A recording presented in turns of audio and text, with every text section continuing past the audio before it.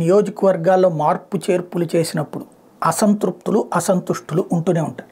ఫైనల్గా దీని ప్రభావం ఎంత పడుతుంది అన్నటువంటి దాని మీద గతంలో పత్రికలు చర్చించాయి. ఇప్పుడు అది పక్కకి వెళ్ళిపోయింది. ఇప్పుడు వైఎస్ఆర్ కాంగ్రెస్ పార్టీలో బాగా రెచ్చగొట్టి ప్రయత్నిస్తూనే ఉన్నారు. ఇంతవరకు ఆళ్ల రామకృష్ణారెడ్డి, కాపు రామచంద్రారెడ్డి తప్పించి పెద్దగా ఇదేం లేదు. బాలశౌరి ఆల్రెడీ జనసేనకు సంబంధించి ఇద్దరు ఎంపీలు అక్కడ కీలకం. ఆదాల ప్రభాకర్ రెడ్డి నేను మళ్ళీ పోటీ చేస్తానని ఆయన చెప్తున్నారు. వేమిరెడ్డి వాళ్ళని రెచ్చగొట్టి వదిలిపెట్టారు. వాళ్ళు అట్లాగే ఉన్నారు. తెలుగుదేశం పార్టీ నుండి వచ్చినటువంటి కేసినేని నానినో, నల్లగట్ట స్వామిదాసు ఇట్లాంటిది అయితే టచ్ చేయరు వీళ్ళు. అసలు పాయింట్ ఏంటంటే ఇక్కడ పెనమూరులో కొలుసు పార్థసారథి ప్లేస్లో మంత్రి జోగి రమేష్, అట్లాగే విజయవాడ సెంటర్లో వచ్చేటప్పటికి మల్లాది విష్ణు ప్లేస్లో వెల్లంపల్లి శ్రీనివాసరావు, కోడుమూరులో స్థానిక ఎమ్మెల్యే సుధాకర్ని కాదని ప్రకాశం జిల్లాకు చెందిన సతీష్, కొండపల్లి ఆదిమూలపు సురేష్ని కొండపకి పంపారు.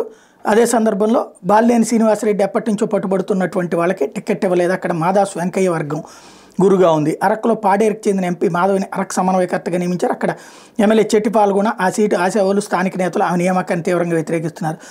సంతనూతలపాడులో ఎమ్మెల్యే సుధాకర్ బాబు స్థానికేతడని స్థానిక పార్టీ నేతలు వ్యతిరేకిస్తున్నారు. పాయకురావుపేటలో సిట్టింగ్ ఎమ్మెల్యే గొల్లబాబురావును కాదని విజయనగరం జిల్లా రాజం ఎమ్మెల్యే కంబాల జోగుల్ని తీసుకొచ్చారు. ఆయన తొలిసారి నియోజకవర్గానికి వచ్చినప్పుడు మాజీ ఎమ్మెల్యే సూర్యనారాయణరాజు ఇంటికి కాకుండా మరో నేత దత్తుడు సీతాబాబురాజు ఇంటికి వెళ్లారు. కాబట్టి అక్కడ కూడా వస్తుంది. అద్దంకిలో గుంటూరు జిల్లా పెదకూరపాడికి చెందిన అనిమిరెడ్డిని అద్దంకి సమన్వయకర్తగా నియమించారు.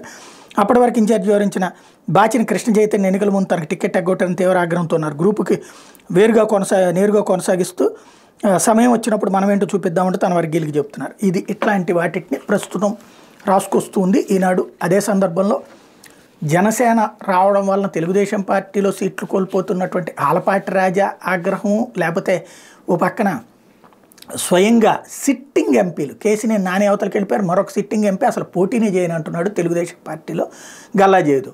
బట్ అట్లాంటివి రాయడానికి మనసు ఒప్పట్లేదు. రాస్తే ఇద్దరి దాంట్లో ఉన్న గొడవల్ని రాస్తే బాగానే ఉంటుంది. కాకపోతే ఇప్పుడు మేము పార్టీ ఎజెండా బేస్డ్ జర్నలిజం చేస్తున్నాం కాబట్టి మా ఇష్టం అన్నటువంటి కోణంలో రాసుకొస్తున్నారు.